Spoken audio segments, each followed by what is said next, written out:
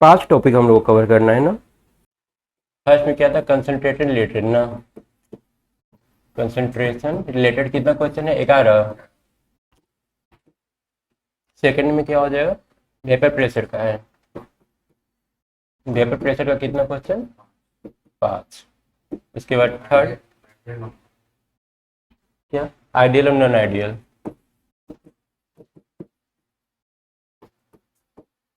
Ideal non ideal से कितना question है, 11 क्वेश्चन।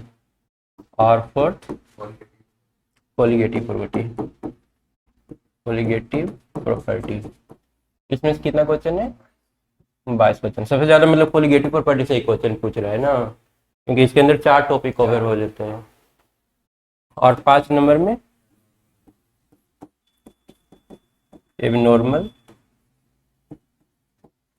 मोलर मास है ना, तो इसमें कितना क्वेश्चन है एबनॉर्मल मोलर मास में, 13। कुल मिलाकर हमको लग रहा है कि 63 के आसपास टोटल क्वेश्चन था। ठीक है, 63 क्वेश्चन में सबसे इजी हम लोग का कौन सा टॉपिक पढ़ने वाला है, 63 है ना, 66 लिखे थे शायद, वही 3 2 5 1 6 6 5 11 62 क्वेश्चन है। 62 क्वेश्चन में इसमें हम लोग का सबसे इजी वाला टॉपिक कौन सा पढ़ने वाला है, ये वाला कंसंट्रेशन, जो कि क्लास 11th में भी था, है ना। फार्मूला बेस्ड है पूरा का पूरा। तो ये जो फर्स्ट वाला टर्म है ना, इसके अंदर हम लोग 7 से 8 फार्मूला देखेंगे और उसी 7-8 फार्मूला से सारा क्वेश्चन बन जाएगा। कौन कौन सा फार्मूला था, पहला है मास परसेंटेज, दूसरा वॉल्यूम परसेंटेज, तीसरा मास बाय वॉल्यूम परसेंटेज। यहाँ से क्वेश्चन दिया है, मास बाय वॉल्यूम परसेंटेज क्वेश्चन पूछा है नीट में। उसके बाद 4 number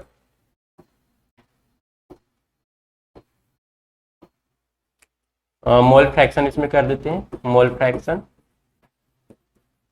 5 number molarity, 6 number molality, 7 number normality हटा दिया सिलेबस से कि है, नॉर्मलिटी, नॉर्मलिटी का क्वेश्चन पता नहीं पूछा है कि नहीं, एक बार देख लेंगे, शायद नहीं पूछा है नीट में, नया वाला में नहीं, 2020 तक तो नहीं मिला था, एक और 2020 के पास हो सकता है कि पूछा हो।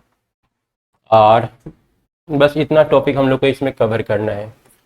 फार्मूला सबका ऑलमोस्ट सेम ही होता है, ऊपर में सॉल्यूट और नीचे में या तो सॉल्यूशन या फिर सॉल्वेंट ना, वही था सारा फार्मूला। मास परसेंटेज में क्या हो जाएगा, मास ऑफ किसी वन कंपोनेंट, हम लोग यहाँ सॉल्यूट का ले लेते हैं, mass of solute divided by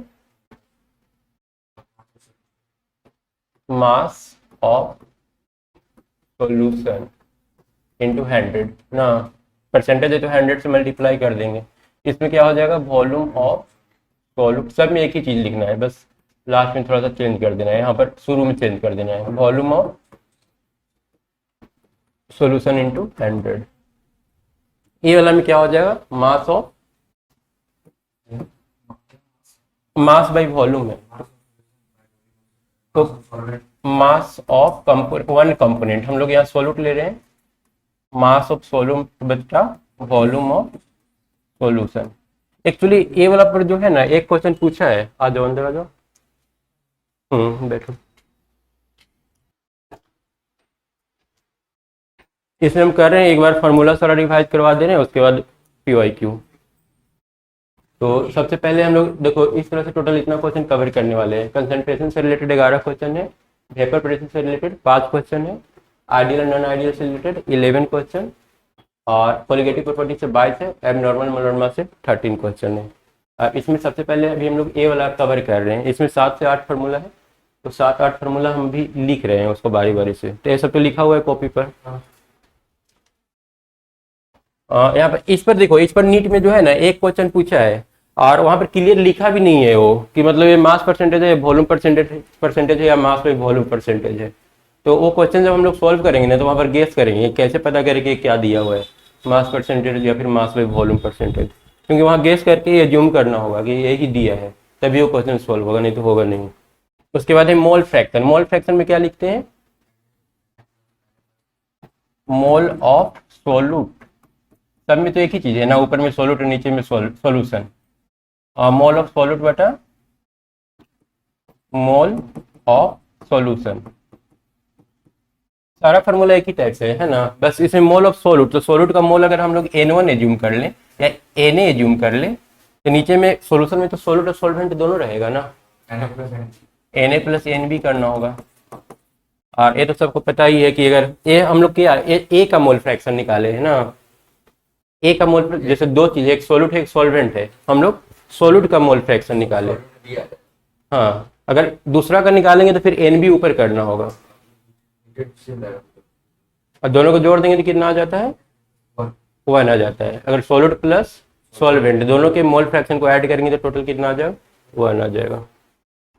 उसके बाद मोलारिटी है, तो mole of, number of mole of कर दें, number of mole of solute बटा, यहाँ पर नीचे में यहीं पर थोड़ा सा चेंज होता है, मोलारिटी और मोलालिटी, किसी एक में हम लोग सॉल्वेंट यूज करते हैं और एक में सॉल्यूशन यूज करते हैं।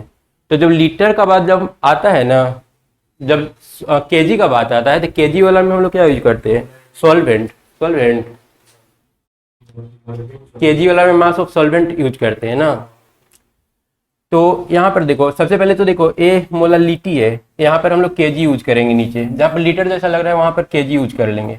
यहाँ पर लिख लेते हैं मास ऑफ सॉल्वेंट इन केजी, तो यहाँ पर अपने आप लीटर वाला बच गया ऊपर मोलारिटी। इसी से गेस करते हैं ना, यहाँ पर मोलारिटी लिखा हुआ है, यहाँ पर मोलालिटी लिखा हुआ है, मोलालिटी लीटर की तरह लग रहा है, जो लीटर की तरह लग रहा है वहाँ पर केजी यूज करेंगे, और जब केजी की बात आएगा तो हम लोग सॉल्वेंट का मास लेते हैं ना।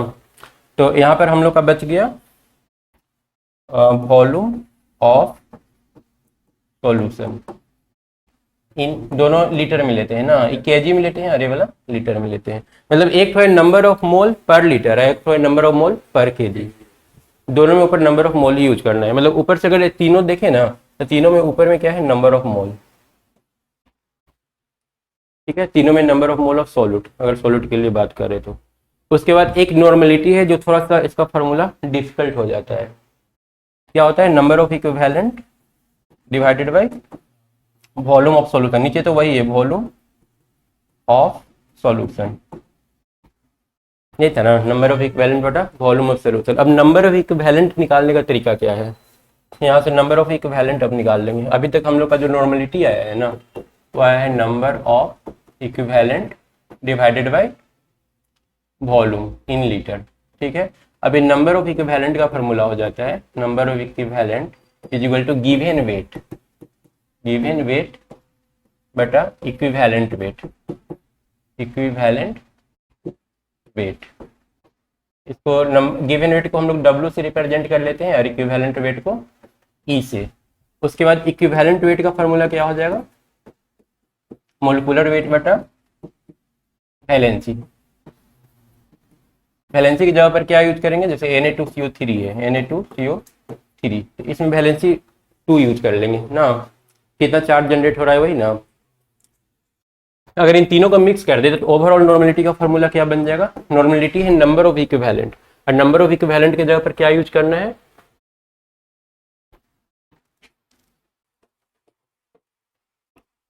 क्या बन जाएगा ओवरऑल फार्मूला सारा मिला करके। यहाँ पर हम लोग क्या यूज करना है, नंबर ऑफ इक्विवेलेंट, और नंबर ऑफ इक्विवेलेंट की जगह पर हम लोग पढ़ेंगे W/E पर है, और W की जगह पर और फिर E के जगह पर पढ़े मोलिकुलर वेट बटा वैलेंसी। वैलेंसी को किस चीज से रिप्रेजेंट कर दे, मोलिकुलर वेट को M से करते हैं, वैलेंसी को N से। अब सारा मिक्स करके देखो तो क्या नॉर्मेलिटी का फॉर्मूला बन रहा है, नंबर ऑफ इक्विवेलेंट के जगह पर, पहले नंबर ऑफ इक्विवेलेंट को थोड़ा सा बढ़ा लेते हैं, W की जगह पर W ही रहेगा, और इक्विवेलेंट वेट की जगह पर क्या रहेगा, M/N ना, N ऊपर चला जाएगा ना, ठीक है। और इस वैल्यू को यहाँ पर नंबर ऑफ इक्विवेलेंट की जगह पुट कर देते हैं, तो बन जाएगा N बराबर, नंबर ऑफ इक्विवेलेंट की जगह क्या पुट करना है, WN/M, और यहाँ पर वॉल्यूम तो था ही पहले से, है ना, छोड़ देते हैं, ये वाला याद कर लेंगे, ठीक है ना, नंबर ऑफ इक्विवेलेंट बटा वॉल्यूम, क्योंकि वॉल्यूम तो सब में नीचे है ही, ऊपर में बस इसमें नंबर ऑफ इक्विवेलेंट यूज करना है। और नंबर ऑफ इक्विवेलेंट के लिए क्या यूज करना है, W बटा गिवन वेट बटा इक्विवेलेंट वेट। इक्विवेलेंट वेट तो निकालना सबको आता है, मोलिकुलर वेट बटा नंबर ऑफ मोलिकुलर वेट बटा वैलेंसी, तो ए भी निकल जाएगा। हालांकि इससे कोई क्वेश्चन हमको मिला नहीं नीट वाला में, ठीक है ना। अब चलते हैं एक एक क्वेश्चन करके ट्राई करते हैं। फॉर्मूला याद है ना सारा? इतना दिन कौन याद रखता है क्या? उस समय तो याद ही था, है ना।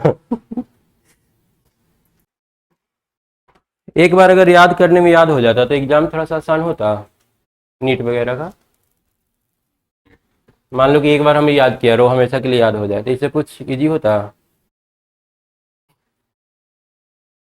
नहीं होता उसे, क्योंकि हर कोई फिर एक ही बार में याद कर लेता। कोई सोल्यूशन ही नहीं है। कंपटीशन तो सेम सीट तो उतना ही फिक्स है। तो समझो कि जितना डिफिकल्ट कर रहा है उसे तुम पर कोई फर्क नहीं पड़ने वाला है। करने दो उन लोगों को, जितना डिफिकल्ट करना है तुम्हारे लिए उतना ही इजी रहने वाला है जितना पहले से था। इस बार क्वेश्चन डिफिकल्ट किया, लोगों को सिर्फ घर में बोलने के लिए बहाना मिल गया कि क्वेश्चन टफ था इसलिए सिलेक्शन नहीं हुआ। क्वेश्चन इजी रहता तो हर कोई और ज्यादा नहीं सॉल्व नहीं कर लेता, सिलेक्शन तो नहीं होता किसी भी कंडीशन में। एक पेरेंट्स तो मतलब आकर के ये भी बोल रहे हैं कि इस बार क्वेश्चन टफ पूछ दिया है तो शायद उधर दिल्ली कोटा वाला सबका हो जाएगा, इधर किसी का नहीं होगा। ये थिंकिंग रहता है, जबकि डिफिकल्ट किया तो मतलब वो हर कोई के लिए किया है ना, इजी करता तो हर कोई के लिए करता। वो लोग और ज्यादा मार्क्स का ज्यादा नंबर लेकर के आ जाता, फिर तब भी तुम्हारा सिलेक्शन नहीं होता। तो सारा फार्मूला लिख लिए, ठीक है ना। उसी फार्मूला से पहला क्वेश्चन पूछा है, जो हम लोग 7-8 फार्मूला पर। फार्मूला में क्या था, सब में ऊपर में नंबर ऑफ मोल या फिर नंबर ऑफ मोल ही था मैक्सिमम। वेट वाला अगर छोड़ दे, वेट वाला तो तीनों एक टाइप का था, मास परसेंटेज, वॉल्यूम परसेंटेज और मास वॉल्यूम परसेंटेज, वो तीनों एक टाइप का था। उन तीनों को सेपरेट कर देते हैं। बाकी जितना फार्मूला बच गया ना, सब में ऊपर नंबर ऑफ मोल सॉल्यूट था और नीचे या तो वॉल्यूम था या फिर सॉल्वेंट का वेट था, ठीक है। अभी यहाँ पर 3 ऑप्शन है, चौथा ऑप्शन कट गया है, 4 ऑप्शन तो होगा ही इसका। देख लेते हैं इसमें कौन सा सही ऑप्शन होगा। Which of the following dependent on temperature. Temperature पर कौन डिपेंड करेगा? तो टेम्परेचर पर नंबर ऑफ मोल नहीं डिपेंड करता है। अगर गर्म करेंगे तो उसका नंबर ऑफ मोल नहीं बढ़ जाएगा किसी चीज़ का, वॉल्यूम डिपेंड करता है ना। हाँ, बस वही देख लेना है कि किस फार्मूला में वॉल्यूम लगा हुआ है, क्योंकि अगर किसी चीज़ को गर्म करते हैं ना तो फैलता है, फैलेगा तो वॉल्यूम बढ़ जाएगा, वॉल्यूम बढ़ जाएगा तो जो इसका आंसर है वो चेंज हो जाएगा। तो वॉल्यूम पर डिपेंड मोलरिटी। मोलरिटी क्या था? नंबर ऑफ मोल बटा वॉल्यूम था। इसमें तो था N1 बटा N1 plus N2। Number of मोल तो बढ़ने वाला है नहीं, टेम्परेचर ऐसा तो है नहीं। नंबर ऑफ मोल और दर्जन दोनों एक ही चीज़ है, मतलब दर्जन में बस 12 को होता है, नंबर मोल बड़ा यूनिट हो गया, है ना। वो तो बस एक यूनिट ही है, तो गिनती कभी 1 दर्जन गर्म करने से वो ज़्यादा नहीं होगा, 1 ही दर्जन रहेगा वो। वेट परसेंटेज में क्या था? मास बाई मास था, है ना। तो सिर्फ एक तो ए वाला जो है, जो गर्म करने से बढ़ सकता है, तो इसमें टेम्परेचर डिपेंडेंट मोलरिटी हो जाएगा ना। रिकॉर्डिंग हो ही रहा है तो जरूरत नहीं है नोट करने का। नेक्स्ट क्या दे रखा है? What is the mole fraction of solute in a 1 molal aqueous solution. Aqueous solution दे रखा है, मतलब पानी में डाल करके इसको ये किया है ना। मोलालिटी 1 दे रखा है। क्या दे रखा है? What is the mole fraction of the solute in a 1 molal aqueous solution. कितना आंसर हो जाएगा? मोलालिटी बराबर क्या होता है? Number of mole of solute, number of mole of solute बेटा mass of mass of solvent. एक मोलर को हम लोग ले लेते हैं कि 1000 kg, 1000 सॉल्वेंट ले लेते हैं, ठीक है ना। मोलरिटी 1 है, मतलब क्या है? 1 मोल पर केजी, मतलब नंबर ऑफ सॉल्यूट हम लोग 1 मोल ले लेते हैं, तो सॉल्वेंट कितना हो जाएगा? 1 kg। 1 kg में अगर मान लेते हैं ये 1 kg होगा ना, तो number of mole of solvent निकाल सकते हैं ना। कितना हो जाएगा? 1000 बटा 18, ये कितना आता है? 55.5, 55.75, 5 ही आता है, 5 ही आएगा। तो number of mole of solvent हम लोग को पता है, number of mole of solute पता है, number of mole of solute. Number of mole of solute कितना है? 1। अब मोल फ्रैक्शन ऑफ सॉल्यूट निकालना है, तो हम लोग क्या करेंगे? 1 बटा 1 प्लस 55.5 कितना आ जाएगा डिवाइड करके? 1 बटा 56.5 कितना आ रहा है? ये वाला ए, ठीक है। मोलालिटी 1 मतलब क्या हो गया? 1 मोल पर केजी। और एक्वा सोल्यूशन दिया है मतलब वाटर लिया है, तो वाटर का हम लोग मोलिकुलर वेट ले लिए। वाटर का मोलिकुलर वेट कितना होता है? 18 होता है, 0.0177 आ रहा है, ठीक है ना। क्लियर हुआ कंसेप्ट?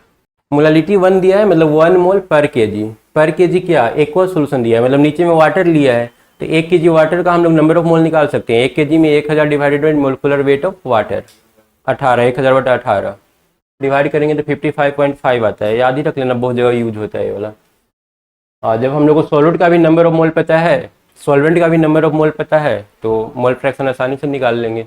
आगे बढ़े, समझ में आया? नेक्स्ट देखो तो क्या दे रखा है, how many gram of concentrated nitric acid. Nitric acid का वेट पूछा है कितना होगा, है ना। हम लोग का जितना फॉर्मूला था ना नंबर ऑफ मोल से रिलेटेड था, तो यहाँ भी हो सकता है नाइट्रिक एसिड का नंबर ऑफ मोल हम लोग को निकालना पड़ेगा। और नंबर ऑफ मोल निकालने के लिए गिवन वेट बटा मोलिकुलर वेट यूज करेंगे। गिवन वेट यहाँ से गायब है, मतलब अगर हम लोग को जरूरत पड़ गया नंबर ऑफ मोल निकालने का, number of mole of HNO3 कितना हो जाएगा, given weight by molecular wait इसका कितना हो जाएगा, HNO3 का, हाइड्रोजन का और नाइट्रोजन का 14 R प्लस 48 टोटल हो जाएगा W बाई 8 4 12 और 1 13 4 1 5 1 6 63 आ रहा है ना। इतना आ रहा है number of mole of HNO3। अगर जरूरत हुआ तो हमको, अगर जरूरत हम निकाल लिए हैं पहले, अगर जरूरत पड़ा तो हम लोग यूज करेंगे। उसके बाद पूछ रहा है concentrated nitric acid solution should be used to prepare a high ml of 2 molar HNO3। देखो कैपिटल एम जब रहता है ना तो मोलारिटी रहता है, और स्मॉल एम रहता है तो मोलालिटी होता है। पिछला वाला में स्मॉल एम था, यहाँ पर कैपिटल एम है, मतलब हम लोग को मोलारिटी दे करके रखा है। मोलारिटी कितना दे दिया है, 2, एम बराबर दे रखा है 2। The concentrated acid is 70% HNO3। ठीक है, उसका हम लोग बाद में यूज करेंगे। यहाँ पर जो फॉर्मूला है वो हम लोग पुट कर लेते हैं। 2 is equal to number of mole, number of mole कितना हो जाएगा, weight by molecular weight, number of mole लिख लिए। और उसके बाद नीचे में वॉल्यूम लिखते थे, वॉल्यूम कितना दे रखा है 250 ml, 250 ml। लेकिन ये वॉल्यूम जो रहता है ना लीटर में रहता है, तो इसको लीटर में कन्वर्ट कर लेंगे 1000 से मल्टीप्लाई करके, यही होगा ना। यहाँ से वेट निकल जाएगा, वेट निकल करके आंसर आ जाएगा कि नहीं आएगा। यहाँ पर जो वेट हम लोग आ रहा है ना प्योर HNO3 का आ रहा है, पर ये बोल रहा है कि हमारे पास जो सोल्यूशन है ना प्योर HNO3 का नहीं है, उसमें ओरिजिनल HNO3 कितना है, 70% है।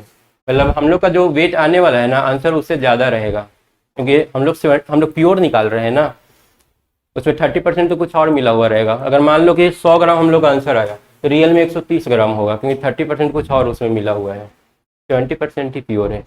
तो हम लोग पहले निकाल लेते हैं प्योर HNO3 का वेट कितना होगा। ये 4 2 से कट जाएगा 2, क्रॉस मल्टीप्लीकेशन कर देते हैं। 2W बराबर 63, यही ना। W बराबर कितना आ जाएगा 31.5, इतना ग्राम। लेकिन इतना ग्राम कहीं पर आंसर नहीं है, मतलब इससे थोड़ा सा ज़्यादा आंसर होना चाहिए, क्योंकि हम लोग का पूरा प्योर नहीं है, 45 हो सकता है। एक्चुअली ये बोल रहा है ना कि 70% ही प्योर है, मतलब कि अगर हम लोग 70 ग्राम HNO3 लेंगे ना तो इम्प्योरिटी मिला करके 100 ग्राम टोटल वेट हो जाएगा ना। 1 ग्राम लेंगे तो 100 बटा 70, और अगर 31 ग्राम लेंगे तो 100 बटा 70 इंटू 31 ना, 100 बटा 70 इंटू 31.5, ये आंसर कितना आ जाएगा 3150, 3150 बटा 70, 4 बार में 28, 29 30 31, 45 आ रहा है ना। ठीक, तो ये थोड़ा सा मतलब यहाँ तक तो एकदम बेसिक ही है, बस ये थोड़ा सा कंफ्यूज करने की कोशिश किया है कि इतना परसेंटेज सही है, प्योर है। तो बस इसके लिए बस रेडी रहना है, क्योंकि डायरेक्ट पूछेगा तो क्वेश्चन बन ही जाएगा। थोड़ा सा 19-20 करेगा तो उसके लिए रेडी रहना है खाली। मतलब साफ है, अगर इस टॉपिक से क्वेश्चन आता है ना तो सबसे पहले नंबर ऑफ मोल तो निकाल ही लो, तो जरूरत पड़ेगा ही पड़ेगा, है ना। नंबर ऑफ मोल निकाल के शुरू में ही थोड़ा सा क्वेश्चन को इजी कर लेंगे, उसके बाद देख लेंगे कि नीचे वाले के लिए क्या क्या इन्फॉर्मेशन दिया हुआ है। बोलो, तुम पढ़ा था कुछ, ये सब तो किया था तुम आ रहे समझ में। यार ये तो पूरा बोर्ड पे लिखा था सारा फार्मूला, अभी तक वीडियो है उसका। हाँ लेकिन वही वाला रूल अप्लाई होता नहीं है कि एक बार पढ़ लो तो बस सारा कुछ याद हो जाएगा हमेशा के लिए। तुम एक बार किए हो सकता है वो दूसरा मेथड होगा, ठीक है ना, देख लेना जो तुमको सुटेबल लगे वो कर लेना। ये मिटा देना। इसमें पूछ रहा है which of the following compound can used as anti freeze in automobile radiator. Automobile radiator में एंटी फ्रीज के लिए ये सब क्यों यूज करते हैं हम लोग?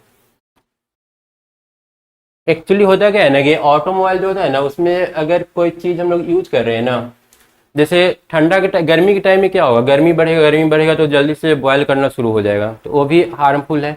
ठंडा के दिन में 0 डिग्री आएगा, तुरंत जम जाएगा। एक्चुअली ये जो क्वेश्चन है इस टॉपिक से नहीं है, अगला वाला जो टॉपिक है ना कोलिगेटिव प्रॉपर्टी से लिया गया है क्वेश्चन है। एलिवेशन इन बॉइलिंग पॉइंट और क्या था, डिप्रेशन इन फ्रीजिंग, क्या था, एक तो एलिवेशन इन बॉइलिंग पॉइंट था और एक डिप्रेशन इन फ्रीजिंग पॉइंट था, वहाँ से लिया हुआ क्वेश्चन है। तो जब हम लोग कोई सॉल्यूट को मिला देते हैं ना तो उससे होता क्या है ना, कोई सॉल्यूट पार्टिकल को अगर हम लोग मिला देंगे तो जो 100 डिग्री पर बॉयल करता था ना वो अब 100 डिग्री पर ना बॉयल करके 110 या 120 डिग्री पर बॉयल करेगा। तो गर्मी में वो हम लोग को बेनिफिट हो गया। और ठंडा के टाइम में अगर उसी चीज़ को डाल देते हैं उसी सॉल्यूट को, तो ठंडा में जो चीज़ 0 डिग्री पर फ्रीज होता था, जमता था ना, ऐसा क्यों होता है आगे हम लोग देखेंगे। जो 0 डिग्री पर जमता था उसमें अगर कोई चीज़ हम लोग डाल देंगे सॉल्यूट पार्टिकल, तो वो 0 के जगह पर -10 -20 डिग्री पर जमना शुरू हो जाएगा। तो ठंडा और गर्मी दोनों चीज़ें प्रॉफिट हो गया। तो उसके लिए इसमें से कौन सा यूज करते हैं, तो इसके लिए हमारा ग्लाइकोल, थोड़ा सा थियोरेटिकल क्वेश्चन है, इसको याद रखना है, इथिलीन ग्लाइकोल यूज करते हैं, ठीक है ना। क्लियर है क्यों यूज करते हैं, समझ में आ गया ना। बस उसका जो टेम्परेचर बॉइलिंग पॉइंट है उसको इंक्रीज करने के लिए और फ्रीजिंग पॉइंट को डिक्रीज करने के लिए। Next question, concentrated aqueous sulphuric acid, यहाँ पर सल्फ्यूरिक एसिड दिया है 98% है ना, बाय मास, मतलब 100 ग्राम में 98 ग्राम क्या रहेगा, सल्फ्यूरिक एसिड रहेगा। यहाँ पर क्लियर कर दिया कि बाई मास है, मतलब अगर 100 ग्राम हम लोग सॉल्वेंट लेते हैं ना, वाटर अगर 100 ग्राम लेते हैं तो उसमें 98 ग्राम क्या रहेगा, सल्फ्यूरिक एसिड रहेगा। और एक्वस टर्म यूज किया है मतलब वाटर ही लिया है ना। आगे पढ़ते हैं, एंड हैज डेंसिटी इतना, डेंसिटी किसका दिया हुआ है, सॉल्वेंट का कि सॉल्यूशन का कि सॉल्यूट का, सॉल्यूशन का देगा। एक्वस सल्फ्यूरिक एसिड ये पूरा का दिया हुआ है डेंसिटी, है ना। डेंसिटी किसका हो गया, सॉल्यूशन का डेंसिटी हो गया, मतलब पानी प्लस HNO3 दोनों मिला देंगे ना तो उसका डेंसिटी ये दिया हुआ है, इंडिविजुअल HNO3 का या फिर वाटर का नहीं है। Volume of acid required to make 1 litre of 0.1 molar H2SO4, क्या बनाना है, 0.1 मोलर H2SO4 बनाना है। मतलब मोलारिटी हम लोग को दे रखा है, मोलारिटी कितना दे दिया है 0.1, और वॉल्यूम भी दे दिया है 1 लीटर, है ना। क्या नहीं दिया है, नंबर ऑफ मोल नहीं दिया है ना, नंबर ऑफ मोल निकाल लेंगे। निकालना क्या है फाइनली हम लोग को, मास निकालना है, क्या निकालना है, volume of acid required, volume of acid required, मतलब HNO3 का वॉल्यूम निकालना है, HNO3 का वॉल्यूम क्या होगा ये पता करना है। वॉल्यूम निकालने के लिए हम लोग क्या करेंगे फिर, वेट अगर पता चल रहा है तो वेट और डेंसिटी का यूज करके वॉल्यूम निकाल लेंगे ना। और वेट तो पता चल ही जाएगा क्योंकि नंबर ऑफ मोल निकाल ही लेंगे इस इंफॉर्मेशन से। नंबर ऑफ मोल पहले निकाल लेते हैं। हम लोग का दे देखा है फार्मूला होता है 0.1 molarity is equal to number of mole बटा वॉल्यूम, वॉल्यूम तो 1 दे दिया, मतलब काम सारा एकदम आसान कर दिया है ना। एन बराबर क्या होता है, गिव इन वेट बटा, पहले तो लिख लेते हैं, क्रॉस मल्टीप्लीकेशन करेंगे तो एन का वैल्यू 0.1 आ जाएगा, और एन बराबर गिव इन वेट बटा मोलिकुलर वेट 0.1। मोलिकुलर वेट कितना हो जाएगा HNO3 का, सल्फ्यूरिक एसिड ना, H2SO4 का 98 होता है, तो वेट बटा 98 इज इक्वल टू 0.1, मतलब कि वेट कितना आ जाएगा 9.8, वेट मिल गया, इतना ग्राम हो जाएगा ना। अब इसका यूज कर लेते हैं वॉल्यूम निकालने के लिए, डेंसिटी बराबर मास बटा वॉल्यूम, मास कितना है 9.8, वॉल्यूम नहीं पता है, डेंसिटी तो पता ही है, डेंसिटी लिख लेते हैं 1.8, ठीक है ना। अब क्रॉस मल्टीप्लीकेशन कर लेते हैं, तो वॉल्यूम बराबर 9.8 बटा 1.8, मतलब कि 98 बटा 18, 18 5 बार में कटेगा ये वाला ना। सिंपल है, इसका कुछ यूज नहीं हुआ ना 98% का, कंफ्यूजन के लिए दिया हुआ है। तो बस हम लोग वही खोजे जहाँ पर ए दिख गया ना, ए दिख गया तो हम लोग के दिमाग में तुरंत इसका फार्मूला आया। फार्मूला में था ऊपर नंबर ऑफ मोल और नीचे वॉल्यूम, वॉल्यूम भी दिख गया यहाँ पर दिया हुआ है। नंबर ऑफ मोल नहीं दिख रहा था तो नंबर मोल अब आसानी से निकल गया, और number of mole given wait होता है, मोलिकुलर वेट होता है, वेट निकल गया, और जब वेट निकल गया तो डेंसिटी बराबर मास बाई वॉल्यूम। मतलब सिंपल ही क्वेश्चन था, अभी तक तो कोई ऐसा डिफॉल्ट नहीं पूछा है, खाली थोड़ा सा कंफ्यूज किया इसमें, और पिछला वाला क्वेश्चन में थोड़ा सा अलग किया था। इसमें क्या दे रखा है, mole fraction of solute in 1 molal, फिर यहाँ पर क्लियर कर दिया 1 मोलल, है ना, मतलब number of mole of water तो ऐसे ही हम लोग निकाल लेंगे ना। फिर तो ये वही वाला क्वेश्चन है, पिछला भी सेम था क्या, the mole fraction of solute, ये तो वही वाला है जो पीछे हम लोग किए थे। पिछला में क्या था, मोल फ्रैक्शन ही ना। यहाँ पर 1 मोलल दिया है, मतलब नंबर ऑफ मोल 1 हो गया सॉल्यूट का, और नीचे में 1 प्लस वाटर का हो गया कितना, 55.5। क्वेश्चन तो पिछला वाला ही बन गया, 1/56.5, कितना आया था आंसर, डिवाइड करो तो 0.17, ये वाला मतलब ना। तो वही क्वेश्चन 2 बार पूछ दिए है। तो कब का पूछा हुआ था, ये 2005 का है, पिछला एक बार देख लेते हैं, 17 का था। इसी तरह से रिपीट होता है, मेंस वाला में तो हम बहुत सारा देखे हैं रिपीट होते हुए। ठीक है, क्लियर है, क्लियर हुआ। मोलालिटी दिया हुआ था, मतलब मोलालिटी का मतलब होता है number of mole of solute पर केजी सॉल्वेंट, मतलब सॉल्वेंट वाटर का भी वेट दे दिया और नंबर ऑफ मोल सॉल्यूट का भी दे दिया। तो वाटर से हम लोग नंबर ऑफ मोल निकाल लिए वाटर का, मतलब सॉल्यूट और वाटर दोनों का नंबर ऑफ मोल निकल गया नहीं।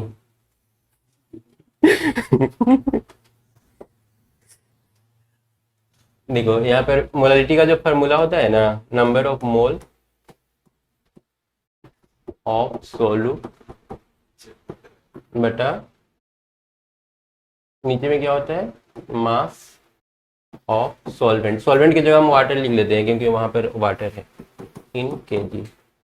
अब ए वाला 1 है ना, मतलब ए वाला भी 1 होगा और नीचे वाला भी 1 होगा, तभी नहीं 1 आएगा। तो सॉल्यूट का नंबर ऑफ मोल कितना हो जाएगा, नंबर ऑफ मोल सॉल्यूट 1, और ए वाला मास दिया हुआ है सॉल्वेंट का। अगर मास दिया हुआ है तो इसका नंबर ऑफ मोल हम लोग निकाल सकते हैं, गिवन वेट बटा मोलिकुलर वेट करके, कितना आ जाएगा 55.5। अब देखो दोनों का नंबर ऑफ मोल पता चल गया, वाटर का भी सॉल्यूट का भी। मोल फ्रैक्शन का फार्मूला होता है Na प्लस Nb। अब Na का वैल्यू 1 है, Na का वैल्यू 1 है, Nb का वैल्यू 55.5 है। बस इतना ही था, एक बार घर पर इन्फॉर्म करना पड़ेगा ना। ये बना सकते हो, एक बार ट्राई करो तो तुम लोग 7 नंबर, थोड़ा सा कंसेप्चुअल अच्छा क्वेश्चन है। इसको 2 तरीके से बनाया जा सकता है, दोनों मेथड हम डिस्कस कर दे रहे हैं। मोलारिटी दिया हुआ है, देखो 2 फार्मूला, एक का फार्मूला हम लिख देते हैं M1V1, ये वाला यूज कर सकते हैं ना। क्या क्या, हाँ, तो एक तो ये फार्मूला यूज करके भी बना सकते हैं, और विदाउट फार्मूला भी बन जाएगा ये। M1 का वैल्यू कितना दिया है 1, M1V1 2.5 प्लस M2 का वैल्यू 0.5 और V2 का value 3 is equal to, last में कितना बनाना है, इज मिक्सड विथ इतना लीटर ऑफ इतना सॉल्यूशन, देन फाइंड मोलारिटी निकालना है थर्ड वाला का ना। वॉल्यूम कितना यूज करेंगे, 3 और 2 5.5, तो ये आ जाएगा 2.5 और प्लस 1.5 डिवाइडेड बाई 5.5, तो ये आ जाएगा टोटल कितना 4, ऊपर कितना आ रहा है सब मिला करके, यही हुआ ना। एक और दूसरा तरीका से इसको कैसे बनाएंगे, अगर ये वाला ना पता रहे तो देखो, ये तो ठीक है फार्मूला, ये मतलब है ना कि अगर किसी का रटा हुआ है ना तो वो बना लेगा, लेकिन इसको बिना रटे हुए कंसेप्ट से भी बनाया जा सकता है। हम लोग को फाइनली मोलालिटी ही निकालना है ना। मोलालिटी के लिए हमको क्या चाहिए, नंबर ऑफ मोल बटा वॉल्यूम। मोलालिटी का तो यही फार्मूला है, ऊपर में नंबर ऑफ मोल चाहिए, नीचे में वॉल्यूम चाहिए। हम लोग पता कर लेते हैं कि इन दोनों को, ठीक है, इन दोनों को मिलाया, इन दोनों को मिलाने से टोटल कितना नंबर ऑफ मोल NaOH हम लोग को मिल जा रहा है। तो यहाँ पर एक मोलारिटी 1 दिया हुआ है ना, मोलारिटी 1 मतलब कि 1 मोल पर लीटर, मतलब 1 लीटर में 1 मोल है, तो 2.5 लीटर में कितना हो जाएगा 2.5 मोल। और इधर से कितना मोल आ रहा है, इधर से 1.5 मोल आ रहा है, क्योंकि 1 लीटर में 0.5 है तो 3 लीटर में 1.5। हम लोग को टोटल नंबर ऑफ मोल मिल गया। अब बस नीचे में वॉल्यूम कर देना है। वॉल्यूम कितना हो रहा है 3A और 2A 5.5। सेम आंसर आ गया। तो बिना फार्मूला के भी हम लोग इसको सॉल्व कर लेंगे। तो ए भी आसानी पूछा था, जिसको फार्मूला याद है वो भी बना लेगा, नहीं याद है वो भी बना लेगा। एक नॉर्मलिटी वाला एक पूछा है ना। बस बड़े 1999 का। हाँ मैंने gram of di basic acid. अब वेट, मोलिकुलर वेट दे दिया है। should be present in 100 ml of the aqueous solution to give a strength 0.1 n। 0.1 n normality दे दिया। नॉर्मलिटी के लिए हम लोग को क्या चाहिए, number of equivalent divided by volume. Volume दे दिया है, लीटर में चाहिए तो लीटर में हम लोग कर लेते हैं 100 इंटू 1000। लीटर में कन्वर्ट हो गया, नंबर ऑफ इक्विवेलेंट निकल जाएगा। अभी कितना आ जाएगा नंबर ऑफ इक्विवेलेंट 0.1 बटा 10, 0.01 ना, इतना बटा 10 हो जाएगा ना।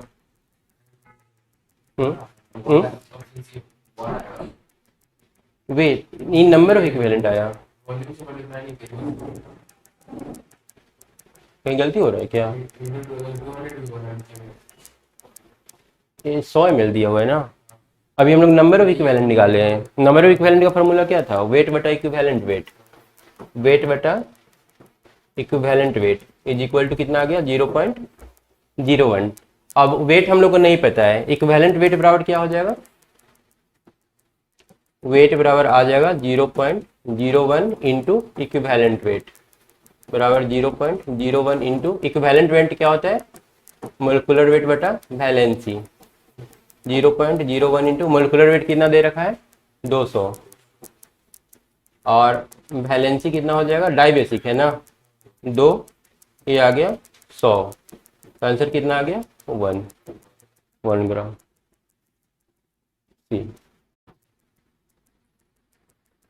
ठीक है, सारा जो हम लोग फार्मूला लिखे थे स्टेप बाय स्टेप सारा कुछ लिखते चले गए और उसी से आ गया। What is the molarity of H2SO4 solution that has density इतना दे रखा है और कंटेन्स 98% बाय वेट। ऐसा था HNO3 वाला था क्या पिछल का में, 98 वाला था एक तो ना, सेम ही है क्या क्वेश्चन, डेंसिटी चेंज किया है ना, डेंसिटी भी वही है। मोलरिटी पूछ रहा है तो मोलरिटी बराबर क्या होगा, number of mole. Number of मोल के लिए हम लोग को वेट चाहिए। वेट कितना है 98%। 98% मतलब कि H2 वेट ऑफ H2SO4 कितना हो जाएगा, H2SO4 का वेट कितना हो जाएगा 98 ना। और उसके बाद मोलरिटी है, मोलरिटी में नीचे क्या होता है, मास होता है ना कि वॉल्यूम होता है। वॉल्यूम ले लेते हैं 100, 100 ग्राम ही ले लेते हैं। इसको कंटेन इतना परसेंट बाई वेट है ना, तो weight of solution, weight of solution is equal to 100 gram. 98% मतलब क्या, 100 ग्राम में 98 ग्राम में होगा है ना। अब 98 ग्राम में नंबर ऑफ मोल कितना हो जाएगा H2SO4 का 1 मोल होगा, तो molarity is equal to number of mole divided by नीचे में क्या था वॉल्यूम, वॉल्यूम ऑफ सॉल्यूशन है ही ना। अब वॉल्यूम निकालने के लिए क्या करेंगे, डेंसिटी बराबर होता है मास बटा वॉल्यूम, तो वॉल्यूम बराबर मास बटा डेंसिटी। मास 100 ग्राम है और डेंसिटी कितना है 1.84, ये कितना जगह डिवाइड करके इज इक्वल टू 1/100 और 1.84 ऊपर चला जाएगा, कितना आ रहा है देखो तो। और कहीं पर कुछ गलती हो रहा है क्या, इंटू 1000 करना होगा ऊपर ना, 1 ग्राम में हम लोग लिए है ना,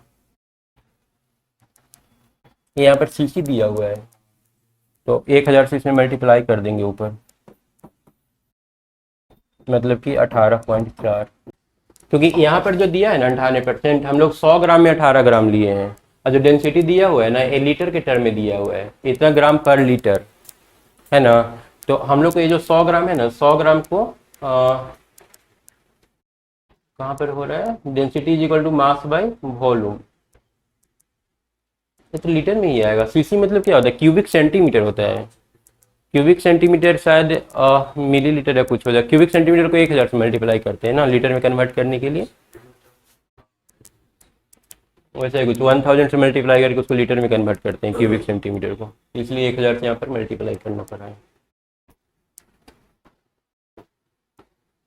ठीक है, 10 में क्या हो जाएगा, the concentration unit independent of temperature, temperature से इंडिपेंडेंट कौन सा हो जाएगा, ये पहले भी पूछ चुका है ना, ये वाला था मोलालिटी, क्योंकि इसमें केजी होता है, नंबर ऑफ मोल पर केजी।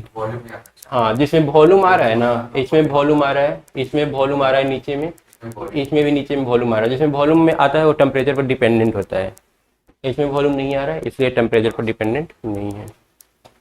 उसके बाद इस टॉपिक का एक लास्ट क्वेश्चन है, 11 को था ना, हाउ मेनी ग्राम ऑफ इतना should be added to water to prepare इतना मिल, समझ आसान है ना। पहले से मार्क किया हुआ है, वो पहले पिछला वाला वो आ गया है, वो पिछला वाला क्वेश्चन चेंज किए उससे आ गया ना। सॉल्व करो तो, मोलारिटी दिया हुआ है, एम का वैल्यू दे दिया है 2, वॉल्यूम दे दिया है 150 ml, निकालना क्या है, वेट निकालना है। पता नहीं कौन सा प्रोसेस यूज किया है तुम्हारा नहीं हुआ, देखो एकदम सिंपल है। मोलारिटी क्या था, नंबर ऑफ मोल बटा वॉल्यूम, बस इतना ही फॉर्मूला है ना, और तो कुछ है नहीं। हम ये कितना दे रखा है, 2 बराबर number of mole given weight बटा molecular weight, molecular weight CH3OH तो कितना आ रहा है, कितना 32 ना, गिवन वेट बटा मोलकुलर वेट, और वॉल्यूम कितना दे रखा है 150 ml, 150 ml को लीटर में कन्वर्ट कर लेते हैं, लीटर में कन्वर्ट हो गया। अब यहाँ से वेट निकाल लेना है,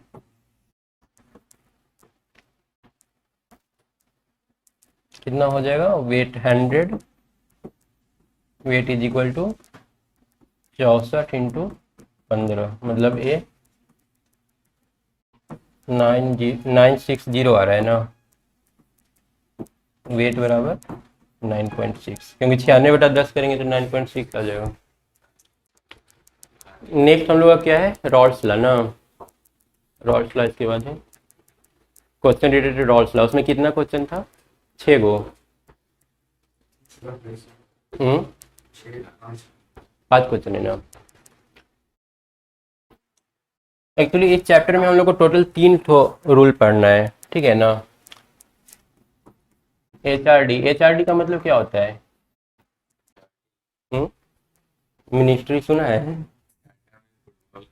फुटबॉल नहीं सुना है। HRD मिनिस्ट्री होता है ना, ह्यूमन रिसोर्स डेवलपमेंट। इसमें एक्चुअली 3 रूल हम लोग को पढ़ना है। जो नेक्स्ट टॉपिक हम लोग का है ना, टॉपिक नंबर 2, इसमें 3 साइंटिस्ट का नाम है, ठीक है, HRD। एक का नाम हेनरी है, दूसरा का रॉल्स है, और तीसरा का डाल्टन है। ये तीनों मिल करके 3 रूल दिया है, ठीक है। एक तो हेनरी वाला है, हेनरी वाला कहाँ पर लागू होता है,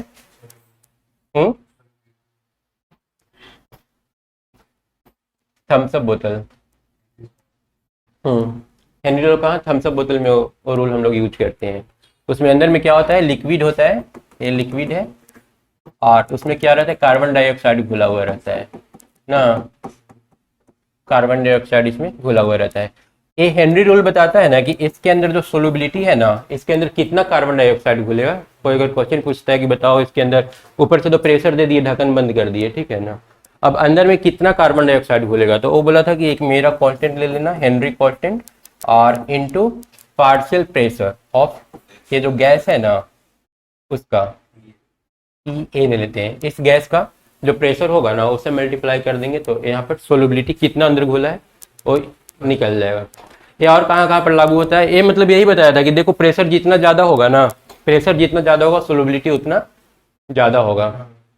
तो स्क्यूबा वाला जो होता है पानी के अंदर जो जाता है कोई आदमी, वो क्या होता है अंदर में सिलेंडर में क्या क्या लेकर के जाता है, हीलियम, नाइट्रोजन और ऑक्सीजन। 3 चीज़ इसलिए लेकर के जाता है क्योंकि अगर नहीं लेकर के जाएगा ना तो अंदर जाने के बाद प्रेशर काफ़ी ज़्यादा बढ़ेगा वाटर का प्रेशर बढ़ेगा तो ऑक्सीजन का जो मात्रा है ना वो क्या होगा, ज़्यादा से ज़्यादा उसके बॉडी में चला जाएगा। और ऑक्सीजन ज़्यादा जाना भी हार्मफुल होता है ना। प्रेशर बढ़ने से क्या होगा, ज़्यादा उसके ब्लड में घुलेगा जो भी गैस है उसके अंदर, तो वो नाइट्रोजन और साथ में हीलियम भी ले लेता है कि मतलब उसको मेंटेन करके रखे। और वो जब अचानक से बाहर से निकलेगा ना उसमें बेंट होता है ना, उसको जो बीमारी होता है बेंट बोलते हैं। अगर वो अंदर बहुत अंदर चला गया पानी में अंदर जाने के बाद अचानक से ऊपर उतरेगा निकलेगा ना तो उसका प्रेशर अचानक से कम हो जाएगा। प्रेशर कम होगा तो उसके ब्लड में घुला हुआ है गैस सारा तेज़ी से बाहर निकलेगा, तेज़ी से निकलेगा तो पेन उसके पूरा बॉडी में होगा, उसी को बेंट बोलते हैं। नहीं तो वो लोग जो निकलता है ना सीधा ना निकल करके तिरछा ऐसे करके निकलता है, क्या हो करके टिल्ट, हाँ वैसे टेढ़ा करके धीरे धीरे करके, मतलब प्रेशर धीरे धीरे कम हो। तो ये वाला देखो इससे रिलेटेड क्वेश्चन मिला नहीं है, नहीं पूछा था अभी तक, मतलब जो क्वेश्चन मेरे पास है उसमें। तो उसके बाद रहा रॉल्स लॉ और दूसरा डाल्टन लॉ। एक काफ़ी ज़्यादा इंपॉर्टेंट है। रॉल्स लॉ क्या बताता है और डाल्टन लॉ क्या बताता है, उसके लिए हम लोग एक कंटेनर लेते हैं। एक कंटेनर में मान लो ये तुम्हारा अल्कोहल है और एक तो वाटर है। एक अल्कोहल ले लेते हैं और एक वाटर ले लेते हैं, ये दोनों मिक्स किया हुआ है, ठीक है। अभी इसको गर्म करेंगे ना तो दोनों का दोनों वेपर बनेगा। वेपर बनने के बाद ये जा करके और यहाँ पर प्रेशर लगाएगा, दोनों का प्रेशर ऊपर आएगा, है ना। अब किसका कितना प्रेशर आएगा ये कौन बताया था, ये बताया था रॉल्स लॉ। रॉल्स नाम का साइंटिस्ट ये बताया कि देखो यहाँ पर जो प्रेशर लग रहा है ना इसको हम लोग पार्शियल, पहले तो टोटल प्रेशर जो होगा ना इस पर जो टोटल प्रेशर लग रहा है ये इन दोनों के सम के बराबर होगा, PA प्लस PB। मतलब इस कंटेनर पर जो टोटल प्रेशर लग रहा है वो ये पीला वाला मान लो कोई एक A है और दूसरा B है, तो दोनों के प्रेशर के सम के बराबर होगा। और इस प्रेशर को क्या बोलते हैं, पार्शियल प्रेशर बोलते हैं। अब सवाल ये था कि किसका कितना प्रेशर होगा, यहाँ पर तो दो लिक्विड है ना, क्या दोनों इक्वल प्रेशर लगाएगा या कोई एक ज़्यादा और कोई एक कम लगाएगा। तो वो साइंटिस्ट रॉल्स ये बोला था ना कि ये जो तुम्हारा PA होगा वो मोल फ्रैक्शन ऑफ A के बराबर होगा, और साथ में इसका जो ओरिजिनल प्रेशर है अकेले एक नए कंटेनर में ले लो और उसको गर्म करो, तो वहाँ से जो प्रेशर बनेगा ना उस pressure into mole fraction of उस लिक्विड, ठीक है। यहाँ पर एक से क्या है लिक्विड का मोल फ्रैक्शन, यहाँ पर दो लिक्विड यूज हुआ है ना, एक A और एक B, तो A के मोल फ्रैक्शन और A के ओरिजिनल प्रेशर जब वो अकेला था तब, ये दोनों के सम। एक कौन बताया है, रॉल्स लॉ बताया है। PB कितना हो जाएगा, XB इंटू PB नॉट ना। अब हम लोग जानते हैं XA प्लस XB कितना होता है, 1 होता है। तो यहाँ से अगर X से निकालना रहा तो हम लोग 1 माइनस XB कर सकते हैं। X के जगह क्या लिखते हैं, 1 minus XB into PA naught और plus XB into PB naught. अब इसमें हम लोग चाहे तो XB कॉमन लेकर के रीअरेंज कर सकते हैं इसको, लेकिन उतना हम लोग को जरूरत नहीं है। हम लोग बस ये याद रखेंगे कि जो टोटल प्रेशर होता है ना वो X से PA not plus XB PB not के बराबर होता है। ये रूल कौन बनाया था, रॉल्स। लेकिन ये रॉल्स वाला रूल जो है ना ये लिक्विड में ही लागू होता है। ये कहाँ पर लागू होगा, लिक्विड में। डाल्टन वाला कहाँ लागू होगा, गैस में। और हेनरी वाला कहाँ लागू होगा, लिक्विड प्लस गैस में। यही है ना 3 चीज, ये लिक्विड प्लस गैस। अब यहाँ पर कहीं पर डाल्टन रूल लागू हो रहा है कि नहीं हो रहा है। नीचे में तो हम लोग सारा लिक्विड वाला यूज किए हैं, लेकिन लिक्विड वाला यूज करने के बाद जब एक बार प्रेशर बन गया ना PA और PB तो ये आ गया ऊपर गैस फॉर्म में। तो यहाँ पर ये जो है ना एक किसके अंदर आएगा, रॉल्स लॉ के, डाल्टन लॉ के अंदर। ये डाल्टन रूल्स के अंदर आ गया और ये वाला किसके अंदर आ गया, रॉल्स लॉ के अंदर, ठीक है। मतलब कि पार्शियल प्रेशर निकालने के लिए रॉल्स लॉ हम लोग को एक रूल बता दिया कि अगर यहाँ पर 2 लिक्विड मिला हुआ है ना तो तुम किसी एक लिक्विड का कितना प्रेशर लगा रहा है उसका पार्शियल प्रेशर निकाल सकते हो। तो फिर अभी भी सवाल बाकी रह गया था। ठीक है, यहाँ पर हम लोग को मोल फ्रैक्शन पता है कि अल्कोहल इतना है और अल्कोहल का वेट इतना है और वाटर का वेट इतना है, दोनों का नंबर ऑफ मोल निकाल लिए, मोल फ्रैक्शन निकाल लिए। चलो यहाँ नीचे वाला तो जानकारी है, अगर ए वाला ना दे करके यहाँ पर वाला नंबर ऑफ मोल दोनों का पता रहे गैस वाला, तब क्या करेंगे, है ना। मतलब यहाँ से तो ठीक है निकाल लेते हैं, यहाँ पर इसका मोल फ्रैक्शन x से दिया हुआ है और इसका x भी दिया हुआ है, या दोनों का नंबर ऑफ मोल दे दिया है Na और Nb, तो हम लोग पता कर लिए। लेकिन अगर गैस वाला फेज में पता रहे कि इसका नंबर ऑफ मोल Na है और इसका नंबर ऑफ मोल Nb है, तो यहाँ पर कौन सा रूल अप्लाई करके पार्शियल प्रेशर निकालोगे। पार्शियल प्रेशर एक नीचे भी होगा, एक पार्शियल प्रेशर ऊपर भी होगा।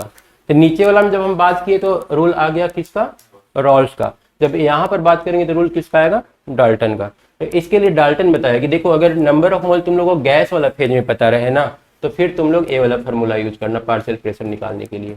ये बराबर वाई, ये मोल फ्रैक्शन है, इसका मोल फ्रैक्शन गैसियस फेज में, mole fraction of Y into total pressure ले लेना, टोटल प्रेशर ये वाला। और इस पर क्वेश्चन पूछा है नीट में। क्लियर हुआ है तीनों रूल। एक दो बार वीडियो देखना, समझ में आ जाएगा, ठीक है ना। मतलब कुल मिला के दो जगह हम लोग को काम करना है, एक लिक्विड के अंदर और एक लिक्विड के बाहर। लिक्विड के बाहर जब भी काम करेंगे तो कौन सा रूल लगेगा, डाल्टन वाला, और नीचे में काम करेंगे तो कौन सा लगेगा, रॉल्स वाला लगेगा। हाँ, लिक्विड के अंदर रॉल्स और बाहर में डाल्टन।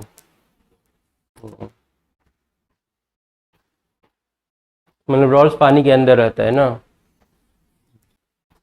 और तीनों का नाम याद रखने के लिए HRD याद रखना।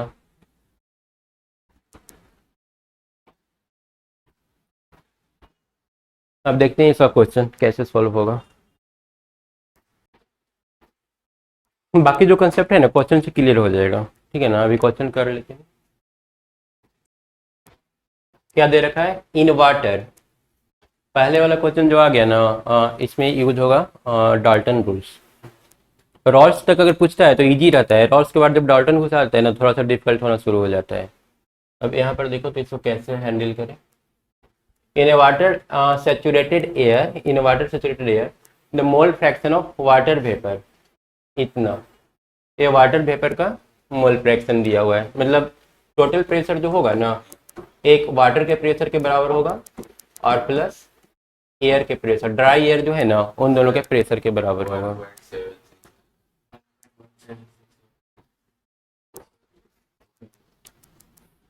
बनाओ बनाओ, लो, कौन बनाएगा।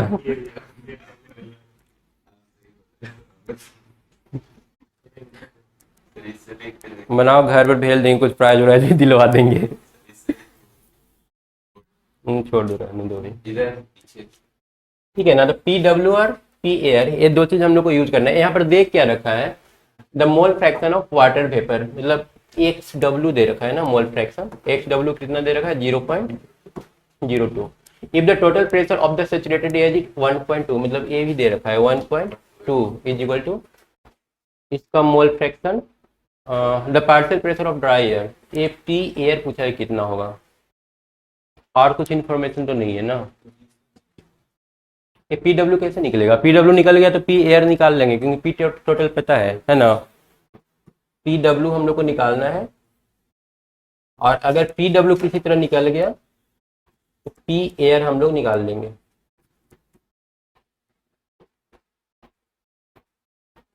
PW के लिए हम लोग क्या करते हैं ना कि टोटल प्रेशर तो दिया हुआ है ही 1.2, हम लोग जाते हैं डाल्टन वाला रूल में, क्योंकि पार्शियल प्रेशर दो तरीके से निकाला जा सकता है, एक डाल्टन वाला से और एक तो रॉल्स वाला से।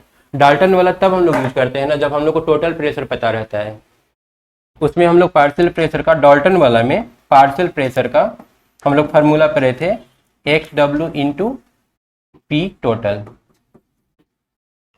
लिखे थे ना।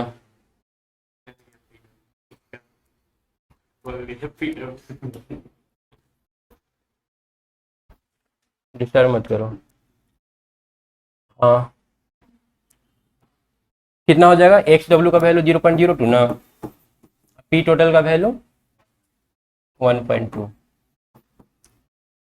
कितना आ जाएगा 0.24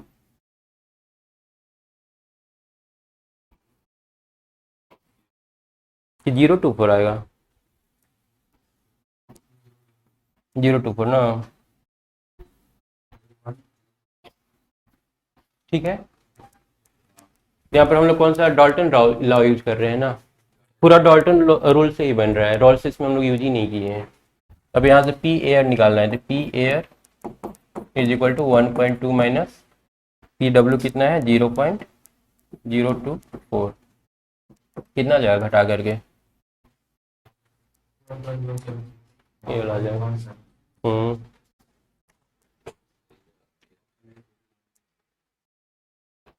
ठीक है ना।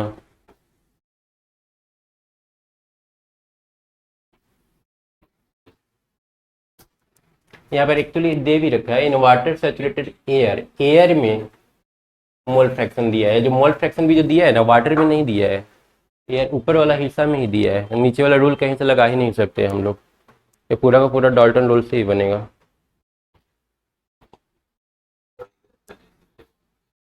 नेक्स्ट वाला देखते हैं 13 नंबर क्वेश्चन।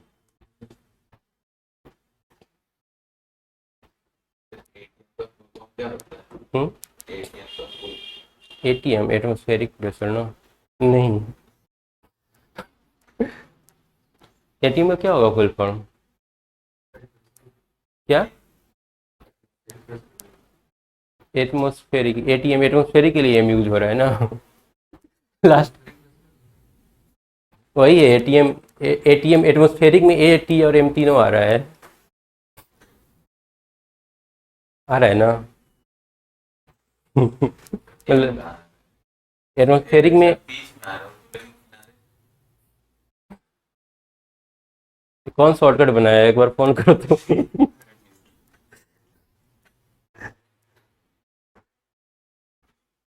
ये वाला बन जाएगा ना, ये तो वही है मतलब पूरा रॉल्स लॉ ही दे दिया है। हाँ सोल्व करना है बस। पीयर PV the vapour pressure of pure liquid, पीयर पीवी प्योर लिक्विड है, मतलब पी टोटल हम लोग का जो होगा P A into X A P B और एक्स बी।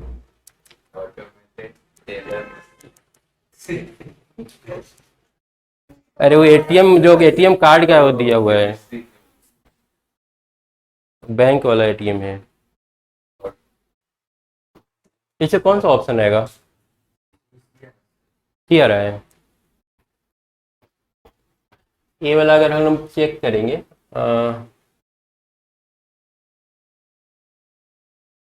इसमें क्या है सारा का सारा एक्स के टर्म में कन्वर्ट करना है ना, तो एक्स में देख लेते हैं कन्वर्ट करके, P A X A plus P B, X B का क्या लिखेंगे 1 माइनस एक्स ए, तो P A X A P X A plus कितना हो जाएगा पी बी और minus P B X A, तो यहाँ से पी ए को सेपरेट नहीं कर सकते हैं ना ना, पी ए सेपरेट नहीं हो पाएगा इसमें, ये वाला ऑप्शन चेक कर, ये वाला भी नहीं होगा फिर,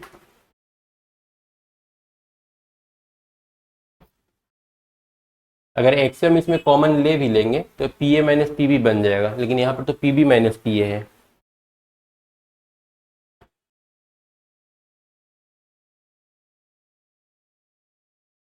पी बी अकेला हो रहा है ना,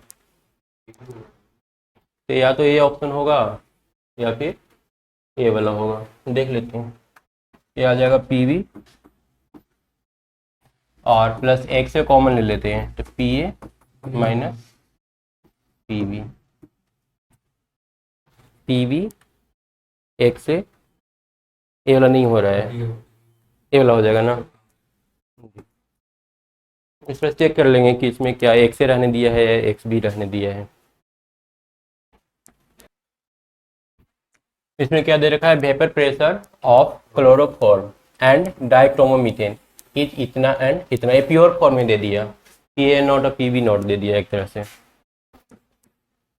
क्लोरोफॉर्म में पीसी इसको लिख देते हैं, पीसी नॉट कितना दे रखा है 200 और पी डाइक्रोमो इसको कितना दे रखा है 41.5, vapour pressure of the solution obtain by mixing इतना ग्राम एंड इतना gram of same temperature. Total पूछ रहा है कि प्रेशर कितना होगा। एक सी पी सी नॉट और plus H D C D naught. XC और एक्सी और एच डी तो निकल जाएगा ना। Number of mole of XC निकाल लेते हैं। नंबर ऑफ मोल हो जाएगा एनसी का, गिवन वेट बटा मोलिकुलर वेट। वेट कितना दे रखा है 25.5। मोलिकुलर वेट कितना हो जाएगा इसका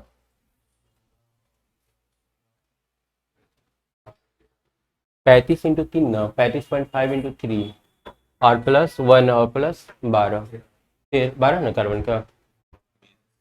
हाँ 13, 13 प्लस 35.5 इंटू 3 मल्टीप्लाई करेंगे तो 35.5 इंटू 3 1 अरे डिवाइड करके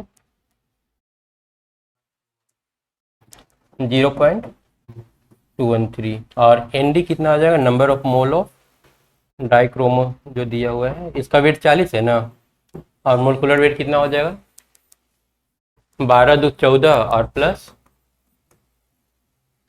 21 ना 4 1 5 7 85 डिवाइड करेंगे तो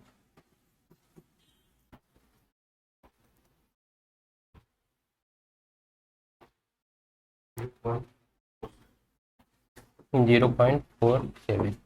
अब हम लोग मोल फ्रैक्शन निकाल लेते हैं ना। X C is equal to हो जाएगा 0.213 डिवाइडेड बाई 0.213 प्लस 0.47। ये कितना आ रहा है 1.1 नहीं आएगा ना, 1 से कम आना चाहिए। ब्रैकेट देना होगा नीचे वाला में।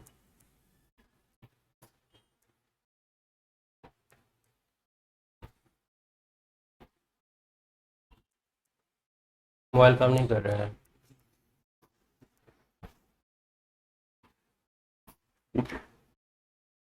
क्लास छोड़ते रहते हो क्या समझ में आएगा। कितना आ रहा है 0.08 ना। तो इसको एक्सी का वैल्यू आ गया 0.08 और पीसी नोट का वैल्यू कितना है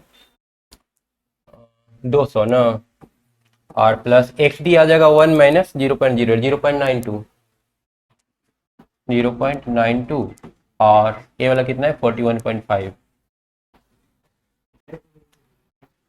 पीसी सही लिखा हुआ है, पीडी का वैल्यू 41.5 सही लिखा हुआ है।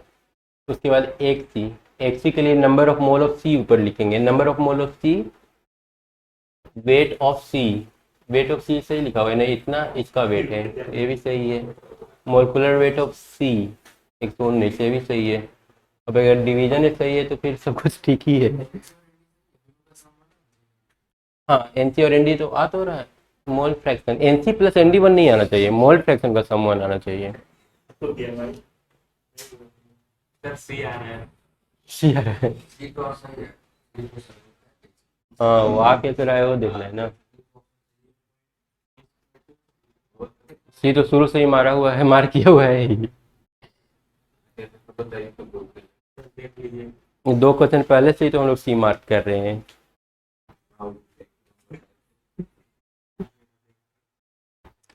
जीरो पॉइंट थ्री इंटू 200 किया है तो हम लोग भी तो वही किए 0.3 इंटू 200 और 0.7 इंटू 415। अच्छा है 415 है ये वाला जो है ना क्वेश्चन में प्रॉब्लम है। 415 लेकर सॉल्व किया है। एमएम से दिक्कत नहीं है, ये एक्चुअली 415 ये है ही नहीं, पॉइंट पॉइंट मिसप्रिंट है। ये 415 बस कर देना है।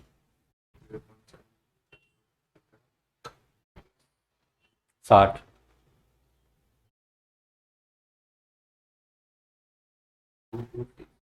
अभी भी 226 आ रहा है। ये 280 तो ये अकेला आ जाएगा इन दोनों को मल्टीप्लाई करके। 0.7 इंटू 415 290 आ रहा है तो वही 290, लेकिन ये आना चाहिए ना। 50 ये 280 ये आया, 290 ये 290 आ रहा है ना, तो 290 प्लस 60 है। 300। हाँ तो वही हम लोग का थोड़ा बहुत ये है, पूरा हम लोग ले करके नहीं किए है ना। जैसे मोल फ्रैक्शन जो है ना एग्जैक्ट 3 नहीं है, 0.3 हम लोग एग्जैक्ट ले लिए हैं। ठीक है, ऐसे एग्जाम में दे दिया तो फिर रख जाएगा भाई। एग्जाम में नहीं, मिस प्रिंट इसको अथी करने बुक्स में किया है। हाँ वैसे मतलब आदमी छोड़ के निकाल भी नहीं ना पाता है, लगता है कहीं पर थोड़ा बड़ा मिस्टेक हुआ सही कर लेते हैं। सैलरी हम लोग कर रखे हैं। हाँ फिर बोला तो लगता है थोड़ा सा कहीं मिस्टेक हुआ है तो ठीक कर ही लेते हैं तो आगे बढ़ेंगे, और उससे कहने पूरा टाइम निकल जाता है। अब बाद में वो लोग ग्रेस मार्क्स दे तो देता है, लेकिन उसके चक्कर में कितना समय बर्बाद हो जाता है। हाँ, वो फायदा उसको हो जाता है जो उसको अटेम्प्ट किया ही नहीं, वो चैप्टर पढ़ ही के नहीं गया था। देखते छोड़ दिया। छोड़ करके निकल गया। अभी तक तीनों क्वेश्चन मतलब इसका इजी ही मिला है ना, पहला वाला थोड़ा सा था तो थोड़ा डाल्टन लॉ के अनुसार देखेंगे तो इजी ही था, और बाकी 2 आया है रॉल्स लॉ से, मतलब टोटल 3 क्वेश्चन ठीक है। चौथा क्वेश्चन देख लेते हैं। ए सॉल्यूशन है इतना mole ratio of pentane and hexane, इससे हम लोग क्या मोल फ्रैक्शन निकाल सकते हैं पेंटेन का, अगर जरूरत पड़ा तो हम लोग पहले ही निकाल लेते हैं 1/5 और मोल फ्रैक्शन ऑफ हेक्सेन कितना हो जाएगा 4/5 ना, 4 1 5 ना। हाँ the vapour pressure of the pure hydrocarbon at 20 degree है इतना फॉर पेंटेन। अब वही फिर से पहला पिछला वाला क्वेश्चन ही है, पी एच नॉट कितना दे रखा है, ई पी नॉट पेंटेन का दे रखा है कितना 440, और पी एच नॉट ये कितना दे रखा है 120। मोल फ्रैक्शन निकाल ही चुके हैं, the mole fraction of pentane two in the vapour, है ना, थोड़ा सा चेंज कर दिया है ना। हम लोग क्या करते हैं ना कि पहले पी टोटल निकाल लेते हैं, पी टोटल निकालने के बाद ही वेपर वाला में कुछ कर पाएंगे।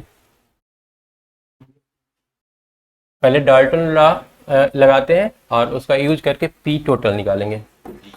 पी टोटल हो जाएगा 440 into mole fraction of P P कितना है एक्स पी 1/5 प्लस 120 इंटू कितना है 4/5 कितना आएगा 184, सारा जोड़ करके ऐसे पी टोटल निकल गया। अब हम लोग का पार्शियल प्रेशर निकालने का एक फार्मूला था, partial pressure of pentane is equal to Y i, मतलब mole fraction in gas into total pressure, Y P लिख देते हैं पेंटेन के लिए। पार्शियल प्रेशर ऑफ पेंटेन बराबर जो तुम्हारा एयर है ना, इसको एक बार देख लो इस तरह से है, ये नीचे वाला सारा कैलकुलेशन हम लोग कर लिए। अब ऊपर में वेपर फेज में वाई पी रहेगा और साथ में वाई एच रहेगा, लेकिन यहाँ पर वाई पी निकालने के लिए मतलब यहाँ पर पार्शियल प्रेशर निकालने के लिए वाई टी यूज करते हैं इंटू टोटल प्रेशर यूज करते हैं डाल्टन रूल के अनुसार। तो यहाँ से अगर वाई पी निकालना चाहें हम लोग,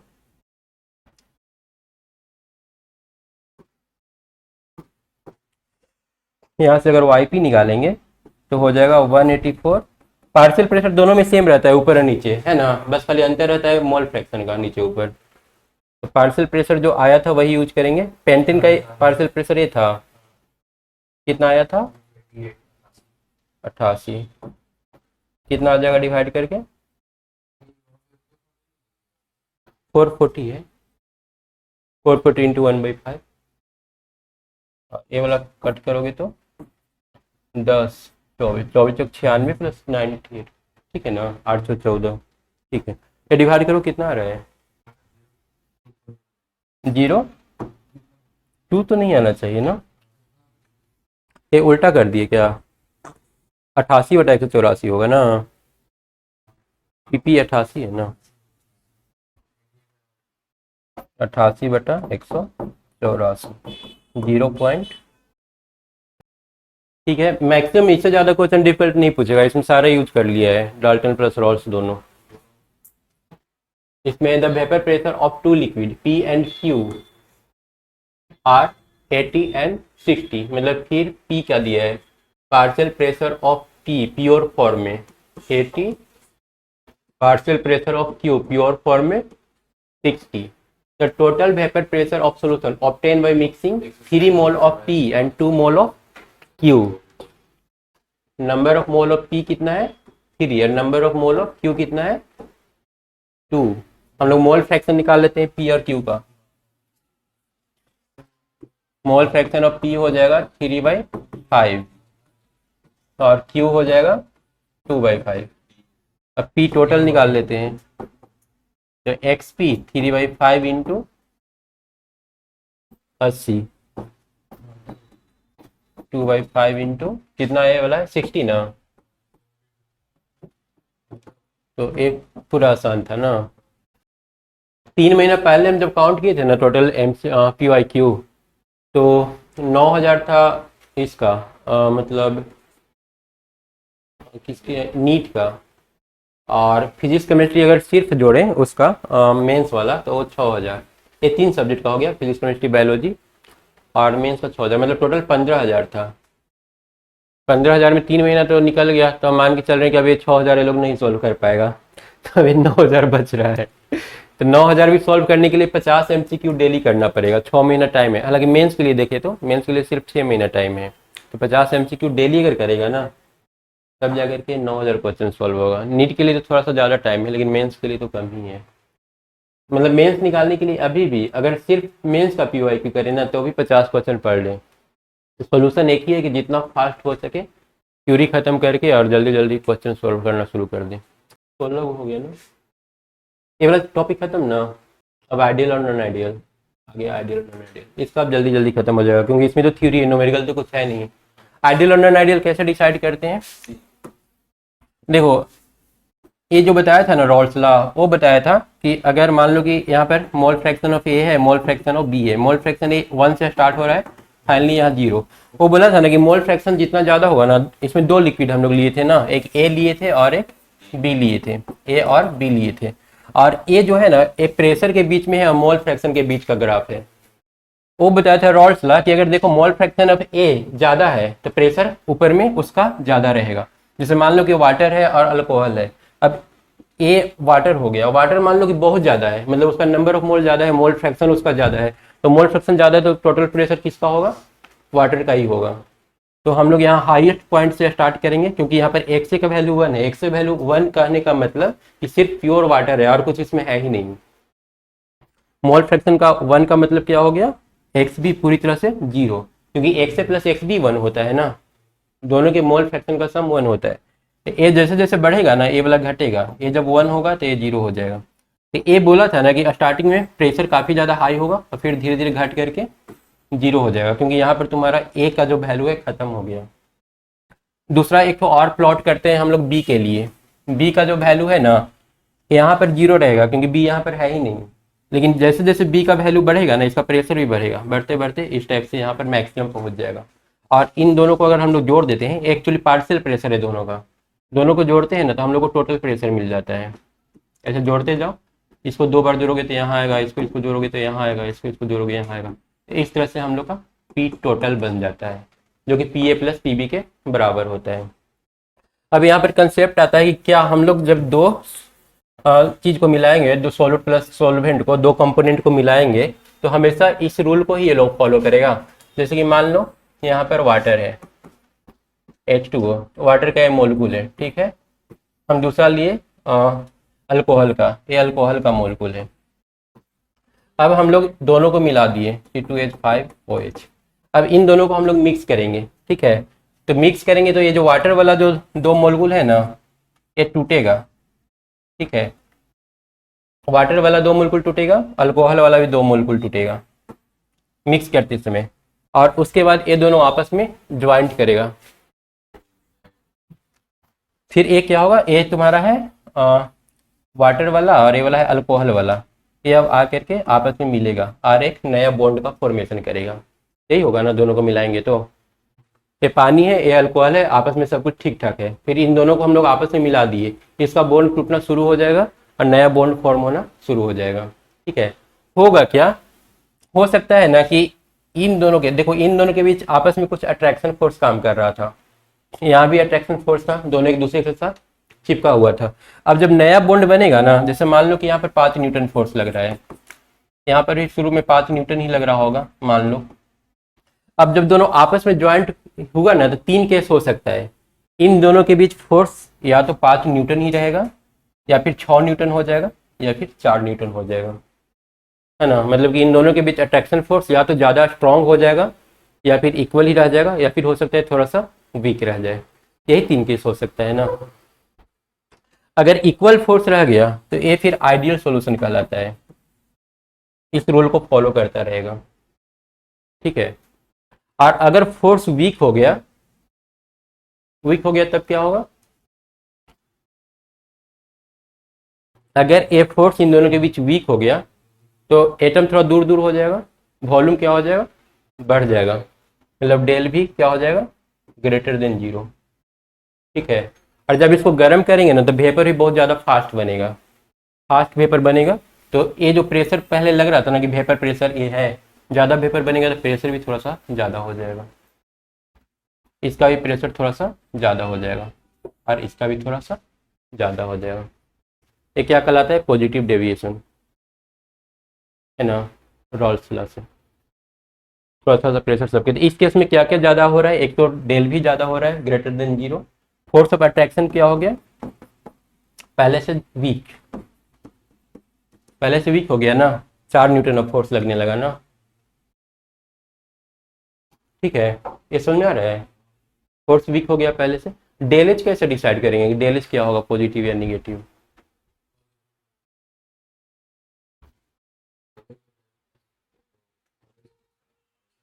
del H enthalpy, del H decide करने के लिए देखो, इसको तोड़ना था ना, हम इसको दिए थे 5 जूल एनर्जी। ठीक है, जब तोड़ते हैं ना तो हीट देना पड़ता है, और जब एक बॉन्ड फॉर्म होता है ना, हीट बाहर निकलता है।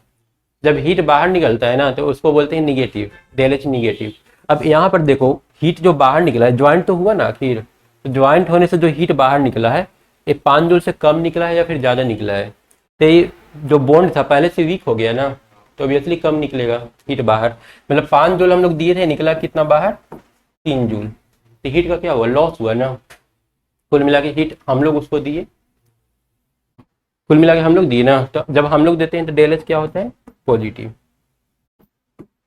मतलब पॉजिटिव डेविएशन में ये 3 केस बनेगा, डेल भी greater than 0, del H greater than 0, और फोर्स वीक हो जाएगा, फोर्स ऑफ अट्रैक्शन। और वही अगर फोर्स ऑफ अट्रैक्शन मजबूत हो गया, मतलब 6 न्यूटन फोर्स लगना शुरू हो गया, तो उस केस में क्या होगा, वेपर बनना कम हो जाएगा, प्रेशर भी कम हो जाएगा, और निगेटिव डेविएशन हो जाएगा नीचे से, और ये सारा कुछ रिवर्स हो जाएगा। वॉल्यूम भी पहले से घट जाएगा, क्योंकि फोर्स ऑफ अट्रैक्शन ज़्यादा हो गया ना, वॉल्यूम भी पहले से घट जाएगा, डेल एच पॉजिटिव से निगेटिव हो जाएगा, और फोर्स स्ट्रॉन्ग हो जाएगा। यही केस होता है पॉजिटिव एंड निगेटिव डेविएशन में। अब हम लोग क्वेश्चन देखते हैं इसका। क्वेश्चन कैसे डिसाइड करेंगे, ये मेन इसमें जो फैक्टर होता है ना, हाइड्रोजन बॉन्डिंग बहुत बड़ा फैक्टर होता है। अगर 2 चीज़ को मिलाया, मिलाने के बाद अगर हाइड्रोजन बॉन्डिंग काम करना शुरू कर दे रहा है, किसी तरह से हाइड्रोजन बॉन्ड बन जा रहा है, तो वो फोर्स जो होगा ना ज़्यादा स्ट्रांग हो जाएगा, और वहाँ पर निगेटिव डेविएशन शो करेगा। ठीक है, और अगर हाइड्रोजन बॉन्ड टूट रहा है, मिलाने के बाद हाइड्रोजन बॉन्ड नहीं बन रहा है, तो वीक हो जाएगा फोर्स, फिर पॉजिटिव डेविएशन। अब यहाँ पर हम लोग को सर्च करना है कि इसमें से क्या होगा, पॉजिटिव डेविएशन मतलब वीक फोर्स किस में हो जाएगा, ये पूछ रहे हैं। पहला आलम क्या है, इथेनॉल और एसीटोन। इथेनॉल C2H5OH, और एसीटोन का क्या होता है, CH3COCH3। यहाँ पर एक्चुअली पहले से हाइड्रोजन बॉन्ड है, जब मिलाते हैं ना तो बॉन्ड टूट जाता है, फोर्स क्या हो जाएगा, वीक। इन दोनों को मिला देंगे तो फोर्स क्या होगा, वीक। वीक मतलब वेपर ज़्यादा बनना शुरू हो जाएगा, वेपर ज़्यादा बनेगा तो पॉजिटिव डेविएशन। यहाँ पर बेंजीन और टोलिन, देखो जो एक टाइप का होता है ना, उसमें तुम्हारा कोई फर्क नहीं पड़ता है, वो आइडियल रह जाता है अप्रॉक्स, तो ए आइडियल रह जाएगा, और क्रोमोफॉर्म ब्रोमोइथेन ए आइडियल रह जाएगा, ये दोनों आइडियल। अब रह गया एसीटोन और क्लोरोफॉर्म का। क्लोरोफॉर्म का क्या होता है फॉर्मूला? एसीटोन का तो ये वाला हो गया। क्लोरोफॉर्म का क्या होता है? CH3। ये जब दोनों आपस में मिलेगा ना तो ये इसका ऑक्सीजन और इसका हाइड्रोजन हाइड्रोजन बॉन्डिंग फॉर्म कर लेगा। जब हाइड्रोजन बॉन्ड फॉर्म करेंगे तो फोर्स क्या हो जाएगा? स्ट्रॉन्ग। और फोर्स स्ट्रॉन्ग होगा तो वेपर कम बनेगा, मतलब निगेटिव डेविएशन। ये हम लोग का निगेटिव डेविएशन शो करेगा, ये दोनों आइडियल रहेगा और ये पॉजिटिव डेविएशन। हम लोग का सही आंसर ए। क्लियर है ना? मतलब देख करके हम लोग पहचान लेंगे कि कौन में किस में पॉजिटिव हुआ किस में निगेटिव हुआ। बस थोड़ा सा खाली हाइड्रोजन बॉन्डिंग को ध्यान में रखना है। हाँ, इसमें दिया है फॉर आइडियल सोल्यूशन मतलब करेक्ट ऑप्शन। यहाँ पर डेल एस और डेल जी दिया है। डेल जी होता है गिव्स फ्री एनर्जी। डेल जी का फॉर्मूला क्या होता है? डेल एच प्लस माइनस, और डेल एस क्या होता है? एंट्रोपी होता है, रैंडमनेस। जब दो चीज को हम लोग मिलाते हैं ना तो रैंडमनेस हमेशा बढ़ जाता है। आइडियल केस में हमारा जो डेल एस होगा ना वो हमेशा ग्रेटर देन 0 होगा, और आइडियल केस में डेल एच क्या होता है? 0 ना। अगर डेल एच को 0 पुट कर दें और इसको ग्रेटर देन 0 ये पॉजिटिव मान लें तो ओवरऑल डेल जी क्या हो जाएगा? निगेटिव। डेल जी हो जाएगा निगेटिव। ये आइडियल केस के लिए होता है, इसको याद रखना है। क्या डी हो रहा है? For ideal solution del H 0, ठीक है ना? डेल एच 0 आइडियल सॉल्यूशन के लिए। नहीं समझ में आ रहा है? दिक्कत होगा, तुम अभी क्लियर नहीं होना ये वाला इसलिए। अरे ये तो किया है लेकिन रिवीजन नहीं किया है।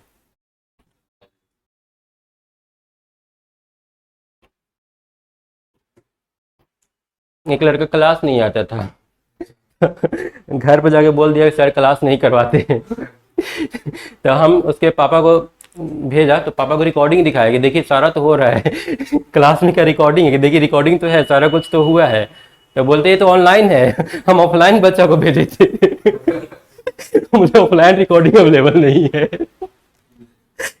अब ऑफलाइन कैसे दिखा, कैमरा में दिखाएंगे तो बोलेंगे ऑनलाइन है वो वो कैमरा दिखाते तब जा करके ये होता। अब ये वाला हम सब कुछ ठीक से अरेंज करके रखते हैं क्योंकि इसका जरूरत पड़ती रहता है सबको, स्टूडेंट लोग को। अब उसका जरूरत पड़ता है नहीं, उसको थाना पुलिस को उसको जरूरत पड़ता है तो हम उन्हीं लोग को छोड़ देते हैं, जरूरत होगा वो लोग आकर के देखेगा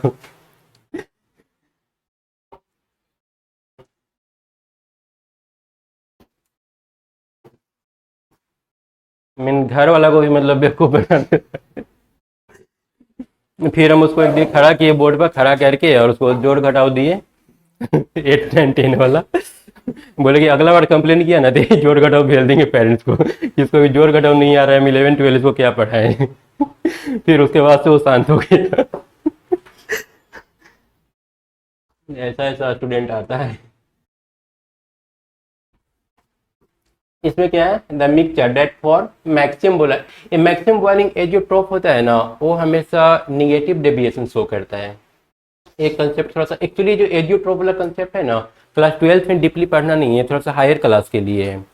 जो ग्रेजुएशन वगैरह कर रहा होता है ना वैसे हल्का सा मतलब थोड़ा सा हिंट दे दिया है क्लास 12th में कि मोल फ्रैक्शन नीचे वाला और ऊपर वाला वेपर फेज में और लिक्विड फेज में दोनों इक्वल अगर हो जाए तो उसको एजियोट्रोप का कंडीशन बोलते हैं। लेकिन एक कंसेप्ट हम लोग याद रख सकते हैं कि अगर निगेटिव डेविएशन शो कर रहा है ना तो मैक्सिमम बॉइलिंग एजियोट्रोप होता है, और जब पॉजिटिव डेविएशन शो करता है तो मिनिमम एजियोट्रोप हो जाता है वो, ठीक है।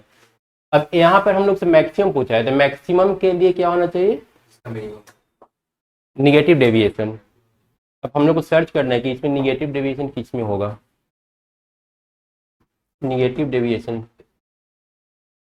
पता करना है। अब यहाँ पे पहला हेप्टेन ऑक्टेन जो एक जैसा है उसको तो पहले ही हटा देना है क्योंकि आइडियल होगा।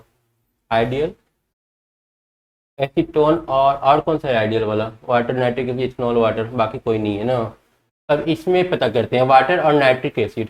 वाटर में तो ऐसे हाइड्रोजन बॉन्डिंग है ना, और HNO3 में भी हाइड्रोजन बॉन्डिंग है। जब इन दोनों को मिलाएंगे ना आपस में तो जो बनेगा प्रोडक्ट उसमें भी हाइड्रोजन बॉन्डिंग होगा, ठीक है। लेकिन यहाँ पर बाद में जो हाइड्रोजन बॉन्डिंग बनता है ना वो कंपेरिजन ज़्यादा स्ट्रॉन्ग होता है इसके तुलना में। तो अगर ज़्यादा स्ट्रॉन्ग हो गया तो वेपर कम बनेगा, मतलब निगेटिव डेविएशन। निगेटिव डेविएशन मतलब आंसर यही हो जाएगा ना। उसके बाद है इथेनॉल और वाटर। इथेनॉल और वाटर इसमें भी है हाइड्रोजन बॉन्डिंग, ठीक है, लेकिन जब ये जो मिक्स करते हैं ना, तो इसका जो मिक्स करते हैं उसमें भी हाइड्रोजन बॉन्डिंग बनता है, लेकिन ये वीक बनता है। वीक बनने के पीछे रीजन है कि यहाँ पर जो हाइड्रोजन है ना, वो एसिडिक हाइड्रोजन है, ये ज़्यादा स्ट्रॉन्ग हाइड्रोजन बॉन्डिंग फॉर्म करता है। और यहाँ पर हाँ, और यहाँ पर जो है ना अल्कोहल और वाटर है, ये हाइड्रोजन बॉन्डिंग फॉर्म करेगा पर वीक फॉर्म करेगा, तो ये वाला जो है पॉजिटिव डेविएशन शो कर देगा। और उसके बाद एसीटोन और कार्बन डाइसल्फाइड, ये तो मतलब बॉन्ड बनाएगा नहीं, बहुत वीक रहेगा, ये कहीं से कुछ इसमें है ही नहीं, हाइड्रोजन बॉन्डिंग फॉर्म नहीं हो रहा है, बहुत ज़्यादा वीक हो जाएगा तो ये भी पॉजिटिव डेविएशन शो करेगा। मतलब ए पॉजिटिव और ए वाला निगेटिव और ए आइडियल। यही 2 क्वेश्चन था ना, उसको मिला करके हम 8 किए थे ग्रुप में। इसमें कितना हो गया, 2019 का क्वेश्चन है, मतलब हाल फिलहाल का ही है।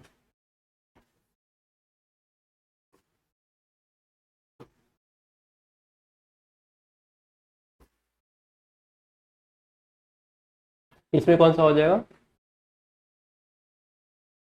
पॉजिटिव डेविएशन पता करना है।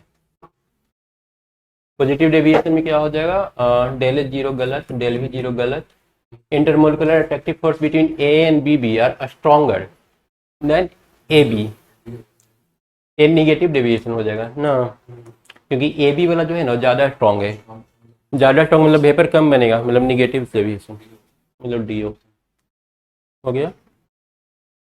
अब लग रहा है जल्दी पहुंचेंगे 60 में।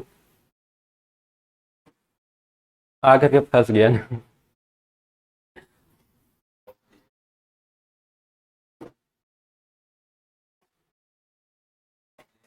ए वाला में which of the following incorrect, गलत कौन सा है। आइडियल के लिए ना, आइडियल में डेल जीरो होता है सही, हाँ डेल जी निगेटिव होता है आइडियल में। डेल जी अभी पढ़े थे ना, निगेटिव, हाँ डेल जी, डेल एस पॉजिटिव था और डेल जी निगेटिव था, तो ये वाला गलत दे रखा है। थर्ड ऑप्शन में del P is equal to P observe minus P calculated. Ideal में तो वही होगा, प्रेशर इनिशियल और फाइनल इक्वल हो जाएगा।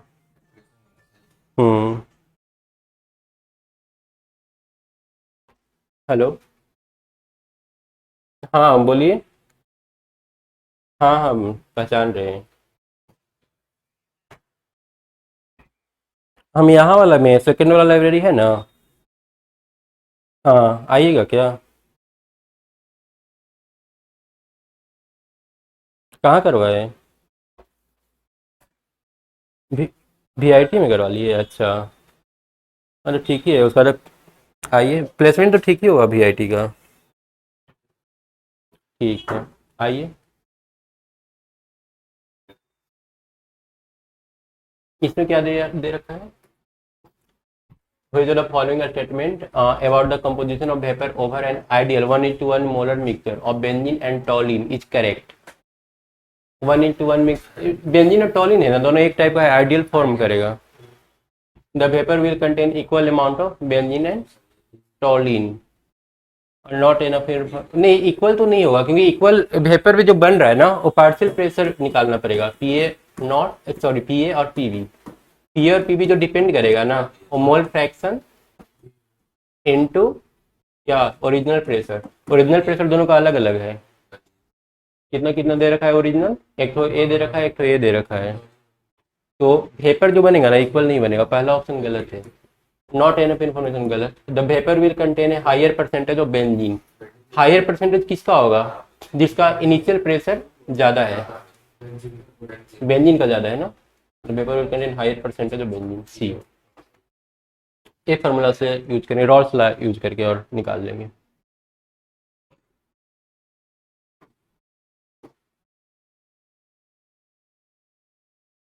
Twenty three, which of the not satisfied in ideal solution, ये वाला, ठीक है ना। डेल एस क्या होता है आइडियल में, पॉजिटिव होता है, तो नहीं समझ में आ रहा है, बाद में एक बार कर लेना फिर से। इसमें क्या हो जाएगा, a solution of acetone in ethanol, क्या दिखा रहा था, पॉजिटिव की निगेटिव, इथेनॉल है और एसीटोन है, हाइड्रोजन बॉन्ड फॉर्म होगा, स्ट्रॉन्ग बॉन्ड बनाएगा, कम वेपर बनेगा। है ना, स्ट्रॉन्ग बॉन्ड कम वेपर निगेटिव सेविएशन।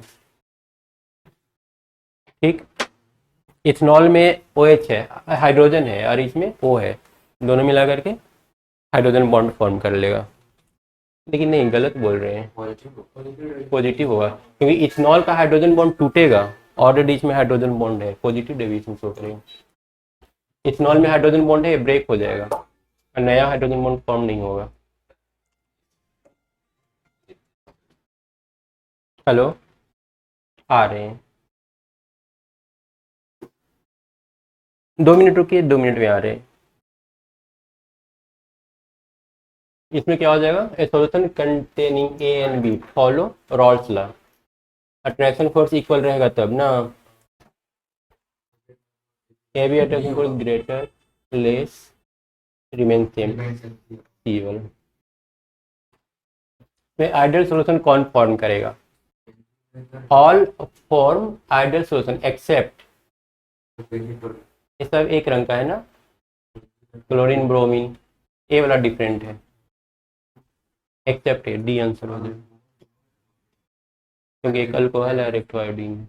बाकी ये तीनों एक रंग का है, ये सब आइडियल फॉर्म करेगा और ये आइडियल फॉर्म नहीं करेगा। An ideal solution form when its compound है no volume change on mixing, यही ना, डेल भी zero, have no enthalpy change on mixing, ये भी तो सही है, मतलब ये दोनों सही। सी, इंथैल्पी मतलब डेल एच जीरो होता है आइडियल में और डेल भी जीरो होता है। ठीक है, आइडियल नॉन आइडियल का शायद लास्ट क्वेश्चन था।